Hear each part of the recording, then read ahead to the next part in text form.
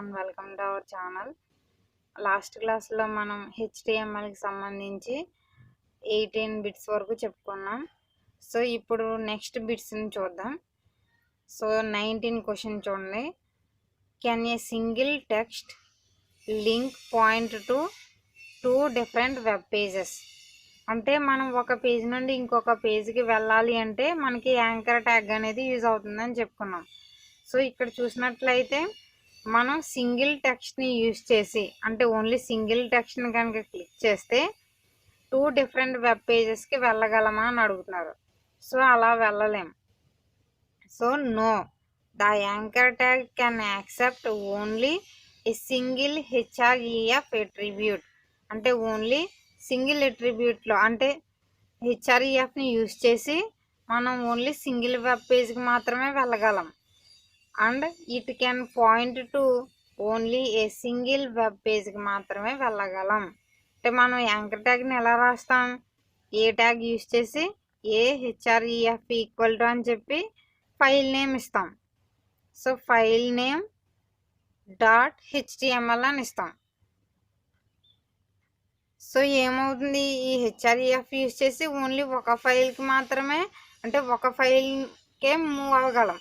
అంటే ఇది ఒక వెబ్సైట్, ఈ వెబ్ పేజ్లో ఈ లింక్ని క్లిక్ చేస్తే ఈ లింక్ నుండి ఇంకొక వెబ్ పేజ్కి ఓపెన్ అవుతాం. అలాగే ఈ లింక్ని ఓపెన్ చేస్తే 2 వెబ్సైట్స్ ఒకేసారి మనకి ఓపెన్ అవ్వవు. సో అదే దీని మీనింగ్. సో ఓన్లీ యాంకర్ ట్యాగ్ని యూజ్ చేసి ఒక పేజ్ నుండి ఒక పేజ్కి మూవ్ అవ్వగలం హెచ్ఆర్ఈఎఫ్ అనే అట్రిబ్యూట్ని యూజ్ చేసి. Next question, what are the tags used to separate a section of text? అంటే మనం రాసే టెక్స్ట్ని సెపరేట్ చేసేవి ఏమున్నాయి హెచ్టిఎంఎల్లో అని. మీకు బ్రేక్ ట్యాగ్ గురించి చెప్పాను. బ్రేక్ ట్యాగ్ అనేది ఎలా యూజ్ అవుతుంది అంటే, మనకి కీబోర్డ్లో ఎంటర్ బటన్ ఉంటుంది కదా. సో ఆ ఎంటర్ బటన్ క్లిక్ చేస్తే ఏమవుతుంది, మనకి ఒక లైన్ అయిన తర్వాత ఎంటర్ బటన్ క్లిక్ చేస్తే నెక్స్ట్ లైన్కి వెళ్తాం. సో బ్రేక్ ట్యాగ్ అనేది అలాగే యూజ్ అవుతుంది. అంటే ఈ లైన్ ఉంది చూడండి, ఈ లైన్ అలాగే ఈ లైన్ ఉంది. సో వీటి మధ్యకి మనకి గ్యాప్ రావాలి అనుకోండి, ఇక్కడ నేను బ్రేక్ ట్యాగ్ని యూజ్ చేస్తాను. ఈ బ్రేక్ ట్యాగ్ని యూజ్ చేయడం వల్ల ఈ లైన్కి స్పేస్ అనేది పెరుగుతుంది. సో దానికోసం బ్రేక్ ట్యాగ్ అనేది యూజ్ అవుతుంది. So there are 3 tags that can be used to separate the text. అంటే టెక్స్ట్ని సెపరేట్ చేయడానికి మనకి 3 ట్యాగ్స్ ఉన్నాయి. First one break tag.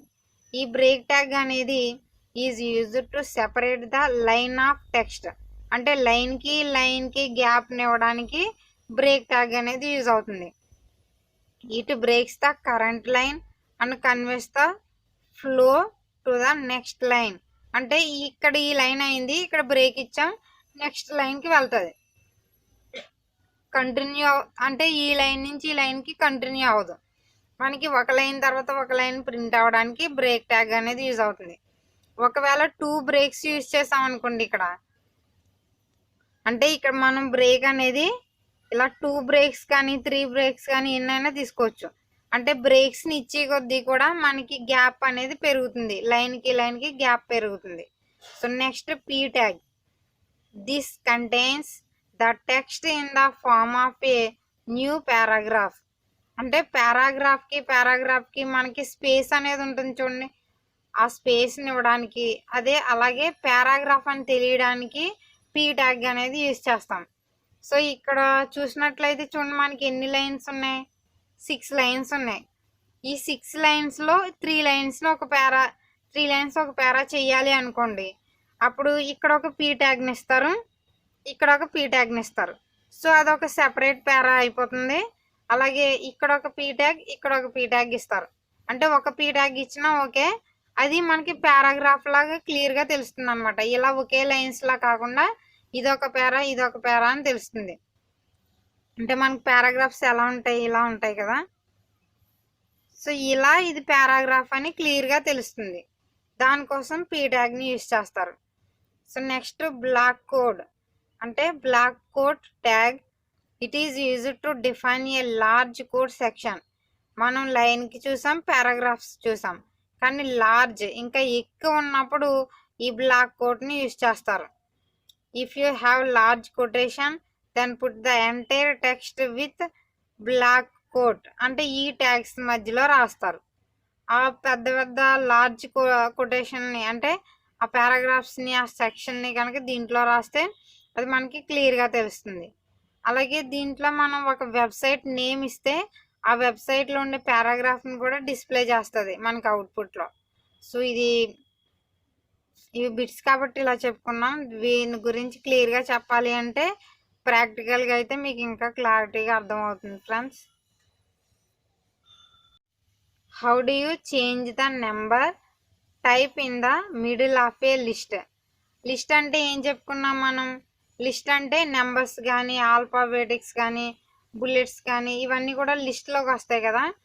So ఆ లిస్ట్ మనం రాసేటప్పుడు మధ్యలో లిస్ట్ నేమ్ మార్చవచ్చా అని అడుగుతున్నారు. So the list tag includes 2 attributes ఉంటాయి.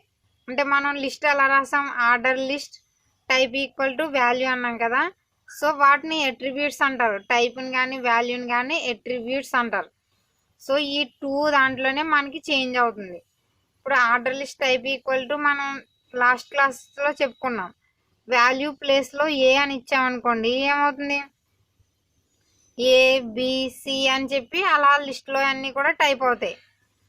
అలాగే ఇక్కడ ఏ ప్లేస్లో మనం 1 ఇచ్చామనుకోండి 1 2 3 ఇలా మనకి పాయింట్స్ అనేవి డిస్ప్లే అవుతాయి. సో ఇక్కడ ఏ ఇచ్చాం, ఏ వరకు పాయింట్స్ డిస్ప్లే అయినాయి. సో మధ్యలో మనం లిస్ట్ని మార్చొచ్చా అంటే ఎలా మారుస్తాం? మళ్ళీ ఇదే పాయింట్ రాస్తాం. Order list type equal to value ప్లేస్లో 1 రాస్తాం. అప్పుడు ఏబిసి అయిపోయింది కదా. నెక్స్ట్ 1 2 3 నుంచి స్టార్ట్ అవుతాయి. ఆర్డర్ లిస్ట్ స్టార్ట్ చేసాం, వాల్యూ ఇచ్చాం, అవి కంటిన్యూ అయిన తర్వాత ఆర్డర్ లిస్ట్ని క్లోజ్ చేశారు. మళ్ళీ ఇంకో పాయింట్ని చేంజ్ చేయాలి అంటే మళ్ళీ ఆర్డర్ లిస్ట్ టైప్ని ఓపెన్ చేసి అక్కడ ఏ వాల్యూ ఇవ్వాలనుకుంటున్నారో ఆ వాల్యూ ఇస్తారు. సో అక్కడి నుంచి వాల్యూ అనేది స్టార్ట్ అవుతుంది 1 2 3 అని. సో ఇలా పాయింట్స్ అనేవి చేంజ్ చేయొచ్చు మిడిల్ లిస్ట్లో మనం పాయింట్స్ చేంజ్ చేయాలి అంటే. అలాగే ఆర్డర్ లిస్ట్ టైప్లో మనకి టైప్ ఉంటుంది, వాల్యూ ఉంటుంది. ఈ రెండింటిని కూడా అట్రిబ్యూట్స్ అని పిలుస్తారు. State bullet types available in HTML. అంటే బుల్లెట్స్ టైప్ గురించి తెలుసుకున్నాం మనం.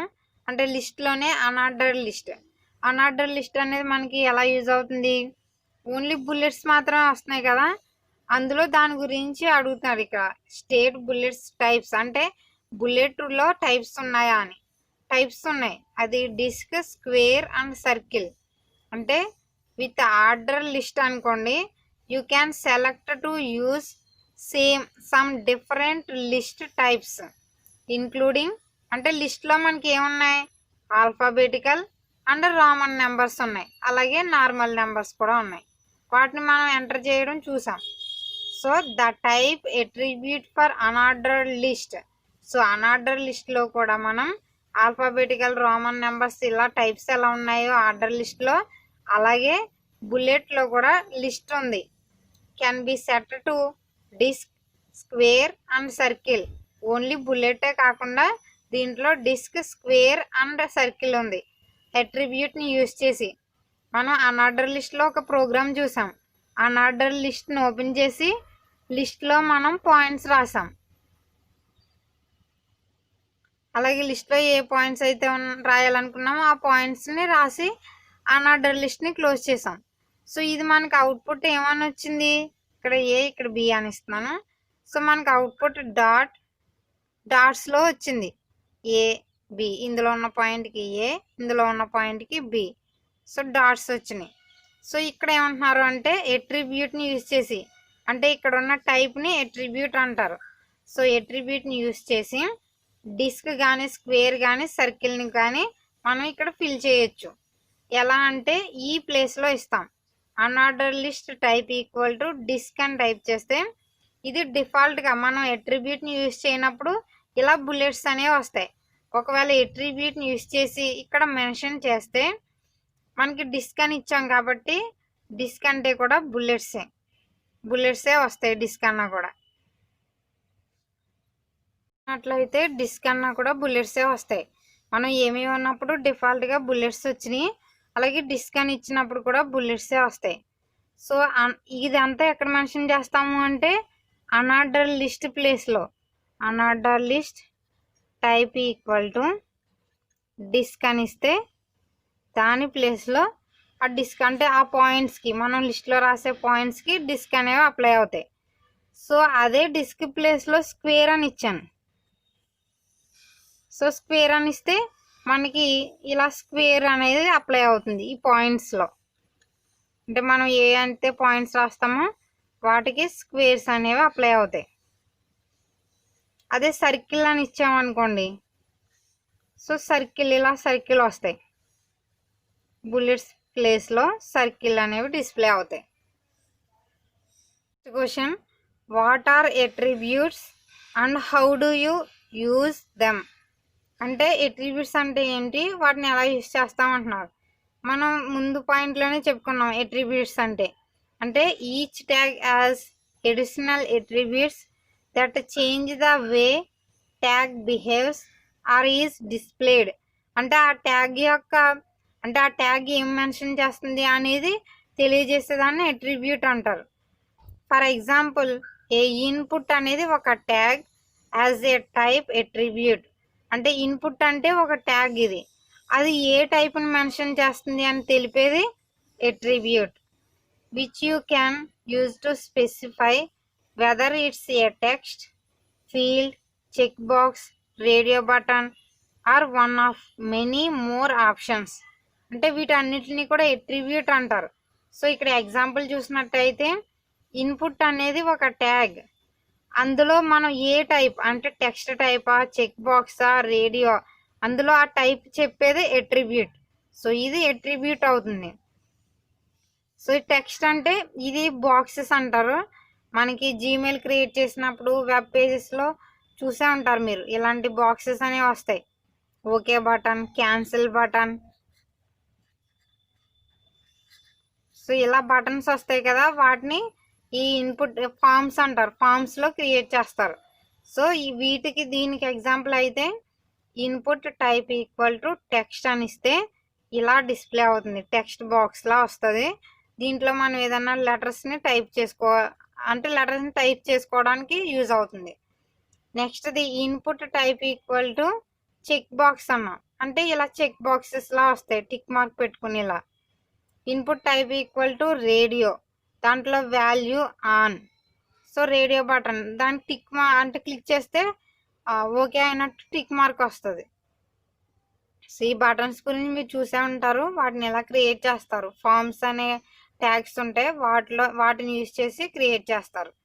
సో అట్రిబ్యూట్స్ అంటే అది ఆ ట్యాగ్ తెలిపే టైప్ని అట్రిబ్యూట్ అంటారు. Next question, what is button tag? Button అంటే okay button, cancel button, so వీటిని బటన్స్ అంటారు. సో ఈ బటన్ గురించి అడుగుతున్నారు. It is used to create a clickable button. అంటే వాటిని క్లిక్ చేస్తే అవి ఓకే అవ్వడం, లేకపోతే క్లిక్ చేసామంటే క్యాన్సిల్ అవ్వడం అవుతుంది కదా. With in the HTML form on the web పేజ్లో. So this tag creates a submit or reset button. అంటే okay button, cancel button, submit button, reset button. So అలా ఎగ్జాంపుల్కి వీటిని ఎలా రాస్తారంటే కోడింగ్ అనేది button name equal to button అని రాస్తారు. టైప్ అది ఏ టైప్, బటన్ టైపా లేకపోతే రేడియో బటన్, బాక్స్ అని మనం ఇన్పుట్ టైప్లో చెప్పుకున్నాం కదా. సో అలాగే టైప్ ప్లేస్లో బటన్ రాయాలి. సో మనం ఆ బటన్ మీద ఏ మ్యాటర్ అయితే రాయాలనుకుంటున్నామో దాన్ని ఇక్కడ రాయాలి. అంటే ఓకే బటన్ రాస్తారా, లేకపోతే క్యాన్సిల్ బటనా, రీసెట్ బటనా, సబ్మిట్ బటనా, లేకపోతే రీసెట్ బటన్ రాయాలనుకుంటున్నారా, అలా ఏ బటన్ అయితే రాయాలనుకుంటున్నారో ఆ మ్యాటర్ని ఇక్కడ డిస్ప్లే చేసి నెక్స్ట్ బటన్ ట్యాగ్ని క్లోజ్ చేస్తారు. ఇక్కడ బటన్ ట్యాగ్ని ఓపెన్ చేసాం, ఇక్కడ బటన్ ట్యాగ్ని క్లోజ్ చేసాం.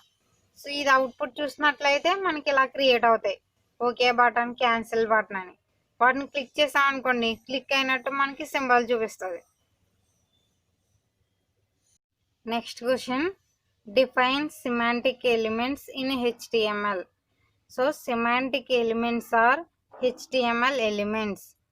that represent its meaning to the browser and developer about its contents.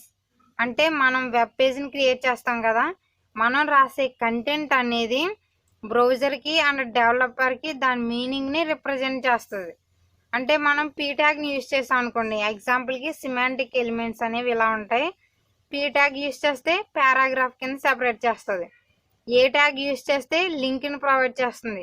Form ట్యాగ్ని use చేస్తే అందులో బటన్స్ ఉంటాయి, చెక్ బాక్స్ ఉంటాయి, అలాగే రేడియో బటన్స్ ఉంటాయి. ఇలా ఫామ్స్ అనేది బటన్స్ని క్రియేట్ చేయడానికి, టేబుల్ అనేది టేబుల్ని క్రియేట్ చేయడానికి, ఆర్టికల్స్ అనేవి ఆర్టికల్ని క్రియేట్ చేయడానికి.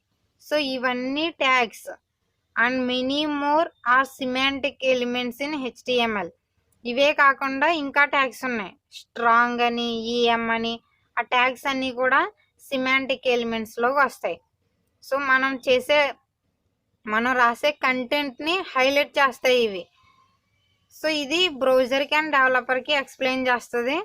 అలాగే సిమాంటిక్ ఎలిమెంట్స్ కానివి డివ్, స్పాన్ అండ్ బోల్డ్, ఈ ట్యాగ్స్ అనేవి సిమాంటిక్ ఎలిమెంట్స్లోకి రావు.